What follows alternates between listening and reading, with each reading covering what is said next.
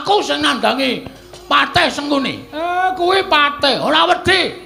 Arep iki Patih, aku ora wedi. Patih ki nek omongane nyak-nyakan kaya ngono, wajib dibikem cangkeme. Ngopo?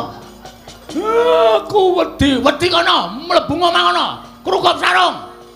Gong, dadi masalah lho, Le. Ya men, kowe ngono anake Semar gedhe dhuwur gagelakane tok. Pokoke aja meneng kabeh. Kowe mau muni piye, Seng? Lho. Sampeyan ya ora toto-toto. Sampeyan paring pangandikan orang gagas nek ning burine Semar niku enten anak-anake. Oh, pun mangsekake kula tak golek rokok. Nendi Dur? Ndara Pati bekti kula. Iya Peter ndak tampa. Ndara Dursasana bekti kula Den. Oh ya, sing ketok gagah dhewe ming Petro. Ketok sehat dhewe. Pangestuku tampan ana, Tru. Nggih, kula pundi nggo jimat paripe. Ndara Pati bekti kula. Iya Bagong tak tampa. Ndara Dursasana bekti kula. Kowe iki rasah guyu, Gong. Gayengke. Engko dikira ora ngabekti. Wah, caidan. Bendoro guyu kok ditirokke. Aku ya edan. Lho. Ngawur ora. Ngguyu dhewe. Pangestuku tampanono, Bagong. Kula pundi kok siwat. Paripe dayanono ing kasantosan. Lho. Edan ora. Wis aja nesu lho, Dur, aja nesu. Bagong kae pancen watake kaya ngono kae. Nggih, mboten napa-napa. Enten apa Gusti Patih? Semar. Inging sepisan aku tilik marang karaharjanmu. Sak kulawarga. Nggih, matur nuwun. Syukur dene bareng aku prapta ning Karang Kadempel, kowe lan kulawargamu tansah pinayungan marang panguwasaning Gusti ndadekake bombong atiku. Ya mung bareng aku munggah ana ing pendopo padukuhan kok rasaku kok banjur duwe rasa ternyuh marang kowe. Ternyuh sebabe napa? Aku tak takon karo kowe le suwita Pandhawa kuwi wis pirang taun? Mboten iso diukur nganggo wilanganing hitungan. Kula wis suwita ali ndara-ndara kula Pandhawa niku paribasan pus puluhan taun. Lho la iya. Ing atase Pandhawa kuwi duwe abdi jenenge Semar lan sak anak-anake. Kowe suwita karo Pandhawa kuwi wis puluhan taun. Aku keri dhewe sowan utawa prawuh ning Karang Kadempel kuwi tak kira ya wis puluhan taun. Wiwit biyen tekan saiki kok nuwun sewu, kahananmu kok ora ana undhakane. Kahananmu kok mung sarwa sekeng, sarwa ora duwe, sarwa kecingkrangan uripmu. Bale wis mamu ya ora mundhak apik, omahmu ya ora mundhak becik, ya ming popok kaya ngene wae. Kosik to, aku tak takon karo kowe, jane Pandhawa ki nggatekke karo kowe apa ora lho? Jane Pandhawa ki nggatekke karo kowe apa ora? Pandhawa ki tresna karo kowe apa ora? Yen lumrah Pandhawa kuwi wis padha mukti ngawibawa Nyakrawati ning negara Ngamarta. Ora kok ming buru karo kesenengane dhewe ning ya mulat karo kahanan abdine kaya ta kowe lan sak anak-anakmu. Kowe uripe kecingkrangan, kowe uripe keserakat tanpa entuk bantuaning para Pandhawa. Ketitik aku iso omong kaya ngono merga omahmu ya mung wujude kaya ngene kae biyen tekan saiki ora mundhak-mundhak. Pendapamu wis daya ngulon ya ora dijejeke. Apa kaya ngono kuwi Pandhawa duwe rasa gatekake marang abdine. Ewa semono aku tak takon karo kowe. Kowe iki jane kena kemayan apa, kena gendam apa, kok tetep suwita marang para Pandhawa. Wong nyatane Pandhawa tok suwitani ya ora ngundhakake karo uripmu, Pandhawa tok suwitani ya ora ngundhakake derajatmu. Kowe ming dadi abdi, kowe ming dadi batur, ora munggah dadi tumenggung, ora munggah dadi nayaka lan punggawa negara Ngamarta. Coba saiki aku tak takon karo kowe, apa kaya ngono kuwi duwe rasa nggatekake Pandhawa marang Semar lan sak anak-anake? Wah, kuwi lho. Dirungokke, Mar. Ora ming waton buru karo kekarepamu dhewe. Saiki tak takon, ngendikaning Paman Sengkuni kuwi bener. Kowe iki ora tau diwenehi apa-apa karo Pandhawa kok le senengmu karo Pandhawa iki nganti kepati-pati. Dadi abdining Pandhawa persasat tekan saiki ora ana undhakane kaya kowe iki tetep nglesot ana ngareping Pandhawa jane sing entuk goleki apa. Wah, pendopo sepuro ora tau ana iki yo malah pendopo kok payone gendeng separo, plastik separo. Iki apa pantes dadi papan panggonane abdining Pandhawa ingkang tuhu dadi satriya ingkang kondhang kalukengrat. Oh, bronjong. Bronjong sapa? Baladupa. Iya.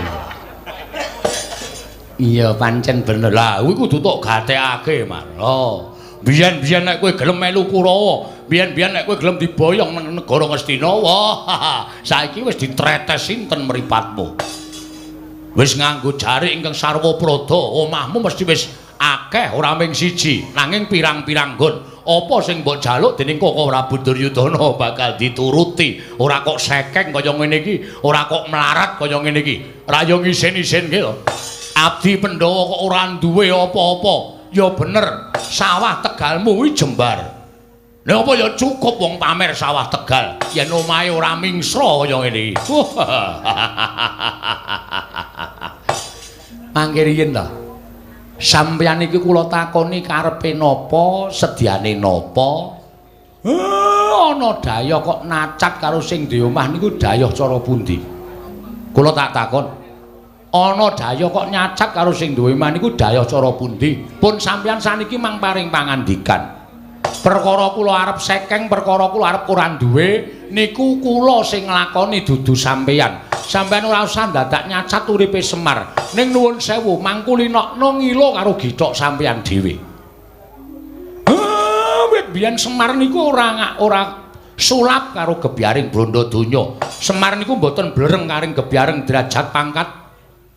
Oke, bondo donya duwe derajat pangkat nek uripe ora tentrem, uripe ora akeh sanak sedulur, kedungsang-dungsang uripe nggo abrak apa kula tak takon. Cobi kula tak takon. Ning nadyanto Semar niki wong ora duwe, ning urip kula tentrem, urip kula ayem. Ora dioyak-oyak karo butuh, ora dioyak-oyak karo napa-napa niku tumrap kula wis mujudake urip sing paling kepenak. Urip sing paling kula rasake iso manjing tentreming lahir lan batin kula. Ngoten lho. Apok kowe ra. Mangsamu Semar ramani ngunek-unekke kowe, Pak. Oh, kowe. Tak unek-unekke, Pak. Aja. Engko wae gampang.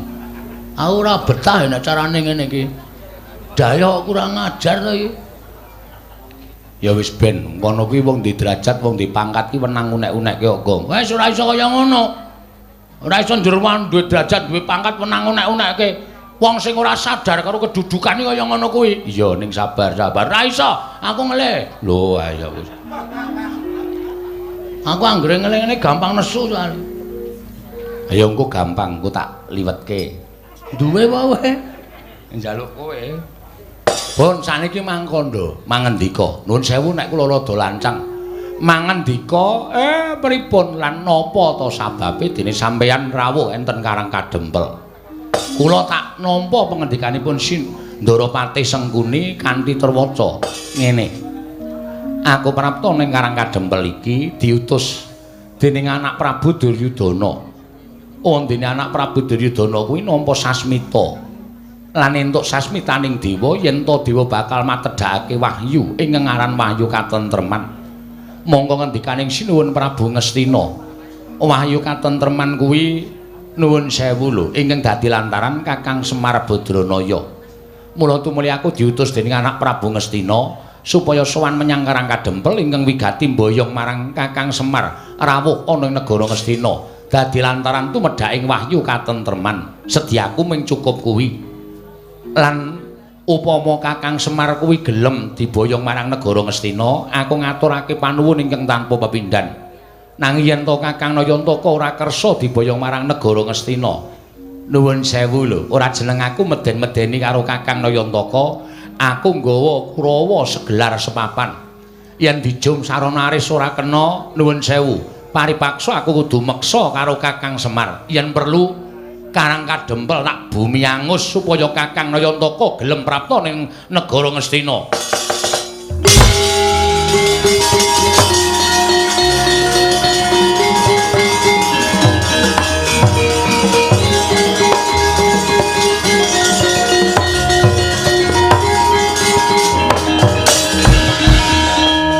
Bagong arep ngopo kowe?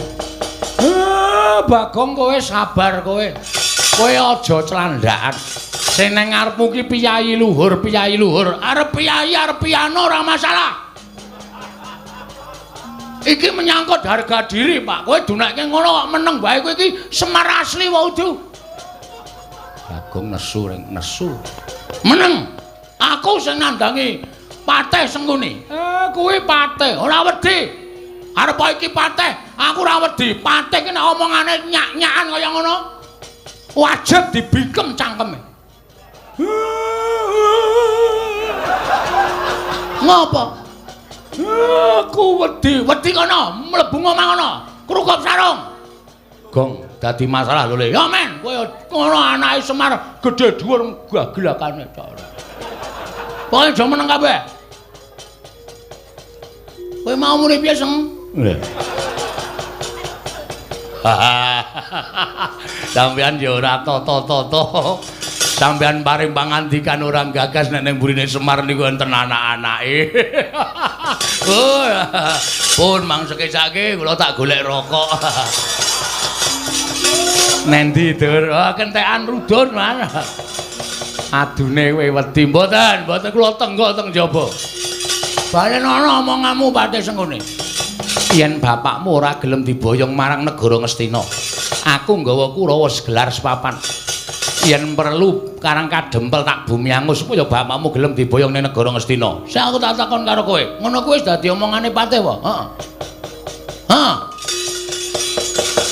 Ngono kuwi wis dadi omongane Patih ya.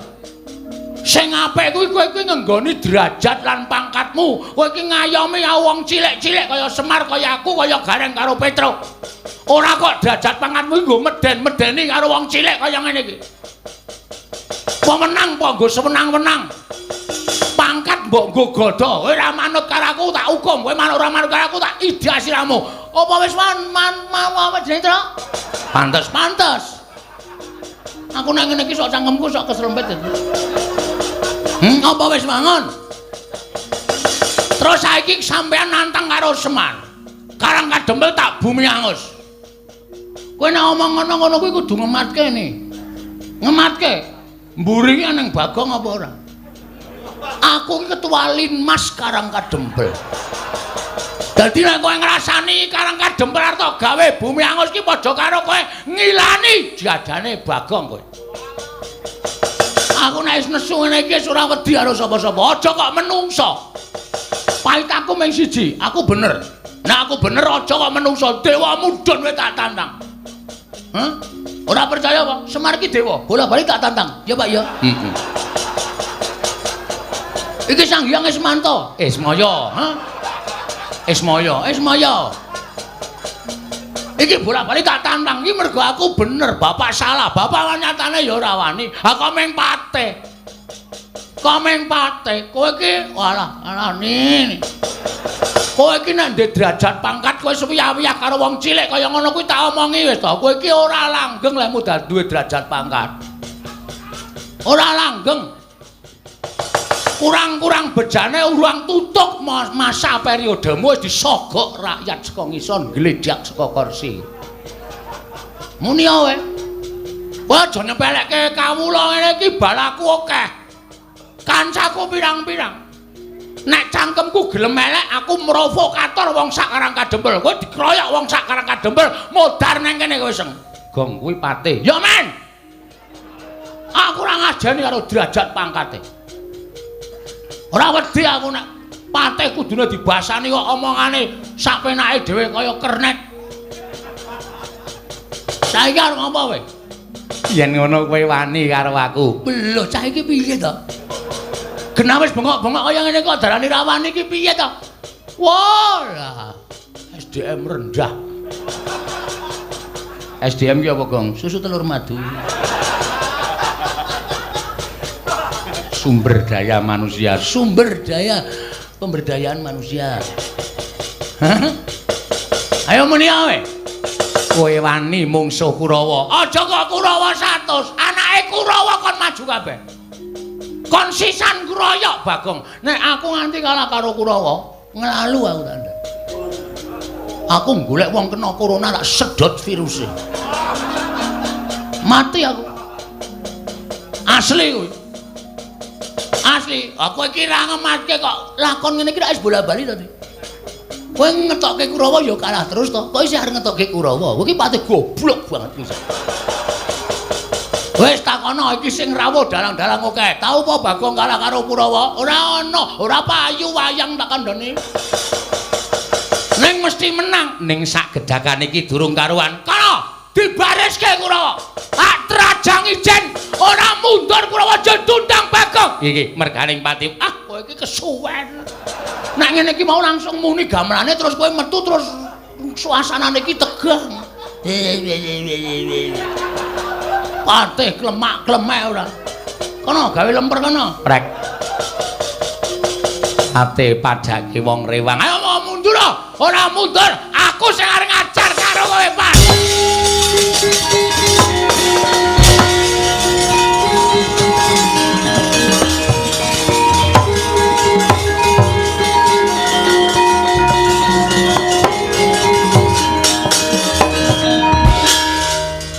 Wah. Piye, Gong? Ngedram pisan kowe ra kompak.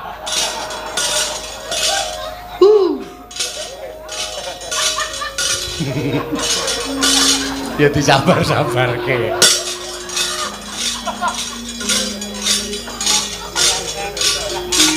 Nggo genep-genep ora. Ngene iki mau tak andani ngene iki. Tang tundas ngono. Tang des. Dagel aku ilang tadi. Iya. Ora apa-apa. Sesuk 100 wae lho. Ha. Ora kleru kok. Caedan. Pancen ket mbiyen, Pak.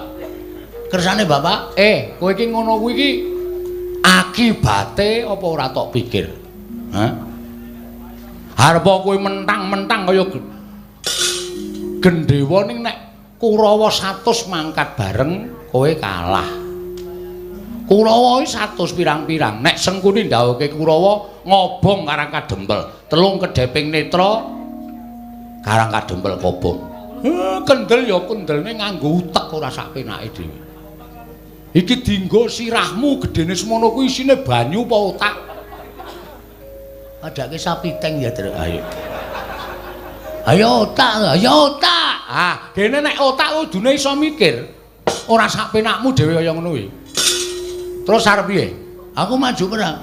Ijen. Ana ijen kalah. Ha terus?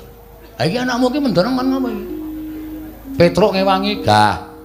Aku ora ndek masalah kok." Mon nek kon ngewangi. Truk, ngopo?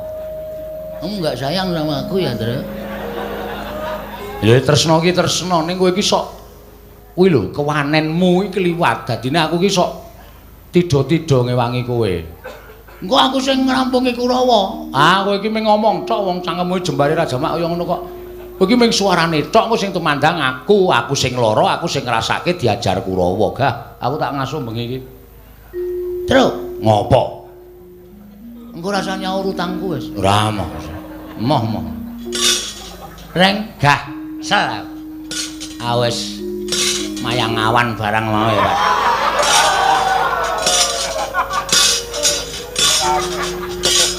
Kesel aku. Wis taktik sewengi.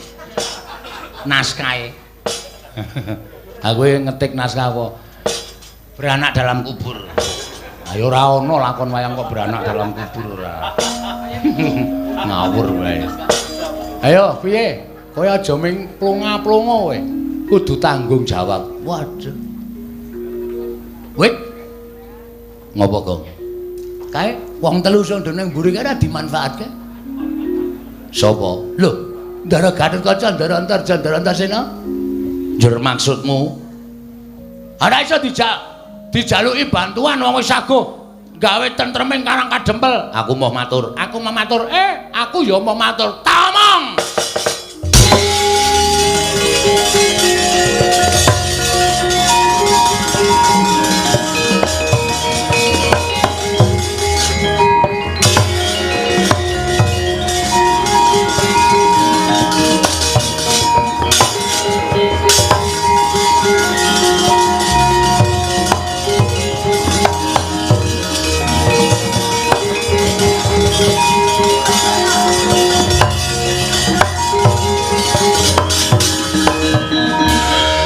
Ndara Antasena Karta kek ngendi? Lah ning nggone. Bagong Kidan dieret-eret kok ora iso ditras ditancepke. Ditancepke nggone sampean angel. Sampean ki canom kok ditancepke angel ora jamak-jamak. Pun iki mamon. Yo. Enggak iki. Malang kerik. Yo. Ndara Antasena ya manut wae yo. Aku komandan Linmas e. Ha iya. Ana apa Bagong? Sampeyan mau teng mburi dong apa? Jagongan karo Kakang Mas Antarja karo Dimas Antasena. Ngrembug napa? Kowe perkaraku kowe ora perlu ngerti rembugane Gatotkaca Antarja. Sampeyan mundur wae sampeyan prisa mboten sing rawuh ning Karang Kadempel. Sopo Bagong? Sopo e, Gong? Patih Sengkuni. Eyang Patih Sengkuni. Heeh, anu iya. Niate Semar ora kleru, ora salah, ora luput. Arep dipateni karo Patih Sengkuni. Patih Sengkuni teng mriki wis gawa pedhang. Semar arep dibacok nek mboten kula sing temandang. Wah, Semar mati dina niki, Jaya.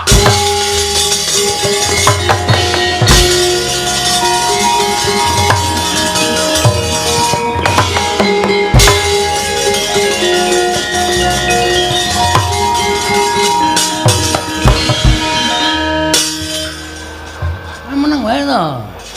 Santai. kok yo tegel-tegele goroh. Terus ora seru-seru isa siji e. Engko ndak ngomong-ngomongke. Gong, Non, sing tomongke mau bener. asli yakin. Mar kowe gelem ora boyong nang Ngastina? Ora gelem tak sabet pedhang tugel siramu. Semene terus kula gudak ngangge gundul kula. Tiyel glangsaran. Melayu ngundang Kurawa. Ketoke kok matamu ki mata ngapusi. Diar kapok ra kowe. Serius lho Mang Matke. Ya Pak ya. Pak. Ya Pak ya. Sadu tak sadu. Ya Pak ya. Iso. Ngayeh. Mboten pitados. Ya Tru.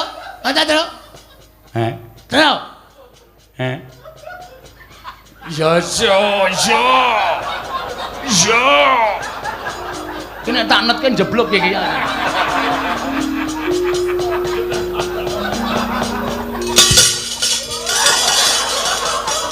Gareng kok lunga. Gareng ra weruh matane kerok.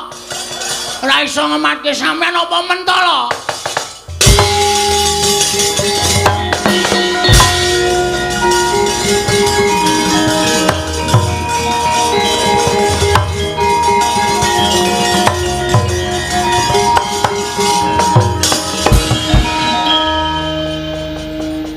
Ketawa, Bapak ketawa.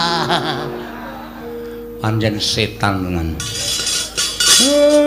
Anak telu kok sik merosal dhewe sing ragil. Kae engko nek nganti ngerti to apusi tanggung jawabmu lho. Oke, sing penting Kurawa semingkir sik. Perkara engko aku dikeplaki ndara-ndara ora masalah. Wong aku kulino dicothoki karo ndara-ndara Gatotkaca ndara-ndara nek gojek karo aku yo nganti nangani tenanan. Dirasake lho engko. Oh, siap, ora usah kuwatir. Nek ngono.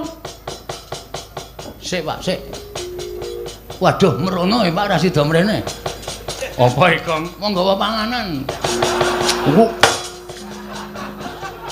Arahe iki kaya mrene bol menggoknone yoga. Ha iya. Yoga iki rasa pakane mbok eman.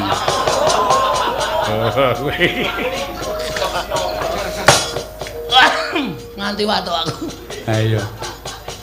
Wis to Le. Tak jaluk jaganan karang kadempel. Upama ndara-ndaramu kae padha Bandayuda ewangana engko ndak dikira. Kowe ora tanggung jawab. Nggih ngestokke dawuh, Pak. Nggih ngestokke dawuh, Pak. Wis kono mak budal lo. Mboten nggawe gending lho, Pak. So gending-gending apa? Nganggo gending-gendingan aku tak nentremke ati.